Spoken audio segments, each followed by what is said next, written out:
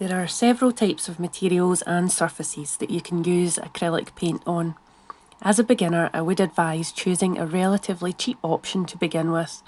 This will allow you to practice and get a feel for the paint, brushes and any other tools you use. There are a startling number of options out there when it comes to painting substrates, e.g. surfaces, things to paint on. I know it's tempting and super fun to run to the nearest overpriced art store and spend your college fund on art supplies, but it's really not necessary.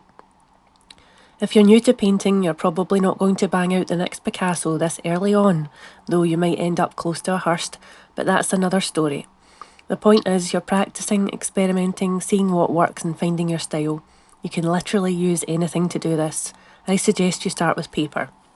If you've ever used felt tip pens, you'll know that they tend to seep through thin paper. Paint is no different. It also makes it go all wavy and weird. To avoid that, you'll be looking for a thicker paper or card. If you go to any craft shop, you'll likely see a selection of individual sheets of card. This will usually have a thickness, GSM or pounds.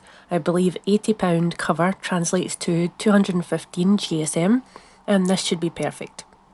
Your best bet is to purchase the largest sheet and cut it up into smaller sheets to allow you to practice on smaller scale. The other option is to buy a pad of paper. These are sometimes branded and listed as being specifically for acrylic, watercolour or oil, but this isn't too important at this stage. I've linked a few examples in the comments. I hope this helps you get started with painting, and don't forget to watch the other videos in this series to help you on your art journey.